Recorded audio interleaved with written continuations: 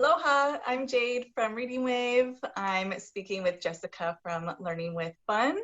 And this is our third episode talking about kids' learning styles. So today I'm not going to go into why learning styles are important and the inspiration for this series because we covered that in our last two videos. So I highly recommend going back to Reading Wave's feed, either on Instagram or Facebook, and watching those two videos. They're only about 15 minutes long, so watch those or listen to those while you're doing the dishes.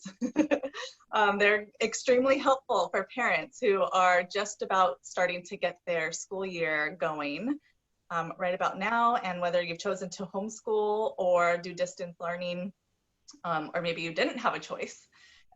It's starting, and I think these two videos that we've done will be really helpful for parents. So we already went through kinesthetic learners and visual learners. And Jessica, thank you so much. I'm grateful to you for sharing your knowledge with us. How are you doing? We're doing great. We're getting very busy right now, gearing up for school and supporting a lot of parents nationwide. So we're busy, but good. Enjoying the cool weather finally in Maine. It's a busy time of year, the start of school. It always gets really crazy, but then I like it because it kind of gets us into a routine again. So that's good. And how about the hurricane hitting New England? Are you guys going to be affected by that, do you think? We had some high winds and some trees and power outages, but on Tuesday it didn't do too bad. We kind of got through it with no big damage. Oh, good. I wasn't sure if it was like still moving up towards you guys or something from like New Jersey. So I'm glad to hear that. But I think we'll have another one here coming soon from what the Weather Channel says. We'll see. Oh my goodness. Well, I'm sending some lucky vibes because, as you know, 2 weeks ago when we started the series, we just went through a close call with a hurricane. So we'll send you all of our good luck. All right. We need it, Jade.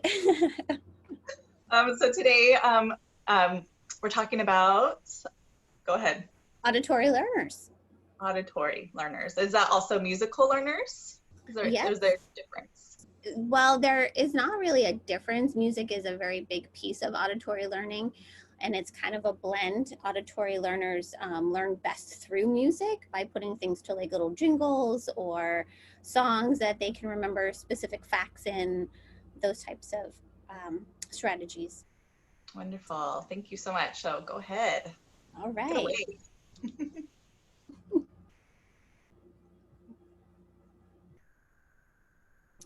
Here is kind of a picture of what you would see with an auditory learner. They like to read out loud and often like to talk to themselves. You can sometimes see younger kids talking out loud in a really tiny voice while they're reading their chapter books to themselves. They remember by talking out loud, and they like to have things explained orally rather than through written instructions. They love to have music playing in the background while they are studying. For some of those older kids, as long as it's music that doesn't have words or it's softer. They learn best through listening. They're always going to be watching your mouth while you're talking because they get a lot of their input through the sounds of what you're saying, but also the visual piece of your lips moving. Auditory learners like to talk and listen to themselves. They prefer verbal directions over written. They enjoy music, reads with whispering lip movements, cannot concentrate in a noisy environment, prefer lectures and discussions, is good to study in groups. They like the dialogue when you study in groups. So even no matter what age, if you are homeschooling or you're in a small group setting somewhere, they like to talk with each other so they can strategize and hear what other people are thinking and really to understand and get that full comprehension. They remember names but tend to forget faces, like to read to themselves out loud, have difficulty working quietly for long periods of time. You will see that sometimes it's said that a kid is like too busy, or they might have some mild ADHD. And it might not really be that, it's just that they are auditory, and so their learning language and body needs to hear things all the time, so they can become distracted by little tiny noises. Questions then structured, so you might have a kid that always asks their mom, but why? Why are you doing that? their way of learning in their environment is by asking questions. Helpful tips for auditory learners. I have a quick Yeah, question. So for if you think you have an auditory learner at home, yeah, it's important to, turn off the cartoons that their younger sibling might be watching, um, absolutely. and and also I don't know, like I hope there's not a ton of Zoom teaching, like class just via Zoom where they're just sitting there and staring at the screen and listening to the teacher, because although they're listening, that's great, but like you said, they need their chance to participate instead of just and ask their questions and talk every now and then, because otherwise, they're going to get bored or not like it. They're going to get bored and they won't understand or have that full comprehension of what the teacher is trying to teach through Zoom. One of the problems for auditory learners that I saw this past spring was that you would have big group Zoom sessions. And when your students leave their mics on or there's a lot of interruptions, they have a harder time really understanding what was happening. And so when I looked at my practice, the kids that were predominantly auditory learners struggled the most on Zoom or online learning than others. And the other part in this is just because you're an auditory learner doesn't mean you should have just all videos that is going to teach you the curriculum. They really need that participation, like you said, Jade, and that discussion, being able to ask questions to a professor. So auditory learners, I won't read all of this to you, but they, like I have already stated, they enjoy music. They find what can be beneficial when studying. The key here is that you select music without lyrics. The brain will divert its attention to words instead of what they're really trying to study if you have music in the background that has people singing. Studying with a partner can be a great strategy for enhanced learning. It will help make learning not only easier, but can actually be more fun for auditory learners. Some other helpful tips is reading the information that you are trying to learn to yourself or to others actually allows you to hear the information again. You find that auditory learners have a very deep comprehension level because they're hearing it and then they're also talking to themselves. So they get kind of like a double, how do I want to say it? It comes in twice. So they are hearing it Yeah, more than. they're processing it twice, kind of. Thank you, Jade. It's been it may seem like a bit odd or strange, but reading out loud or talking the information out loud to yourself when studying has been found to be one of the best learning strategies. When studying, you can send more things into long-term memory and your brain will keep deeper connections if you're not only just looking at the information, but you're also reading it and hearing it.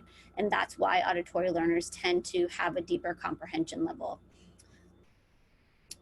A few other things that are helpful, like you can record your lectures. So if you're a parent here right now watching the video and your child is an online learner right now because of COVID, having them record their lectures that they see on Zoom, there's an option to do that. Or if you're teaching something, make sure that you record yourself and send them a copy so they can watch it over and over again. Record yourself taking or talking during note taking and re-listening to them. Watch videos. Develop some association to remember facts. This is big with multiplication. So we live in a world where we've been teaching multiplication as just you got to remember your facts. Well, if you put them to music or you put them into like little jingles or riddles, it's easier for verbal learners and auditory learners to really have a deeper understanding of multiplication.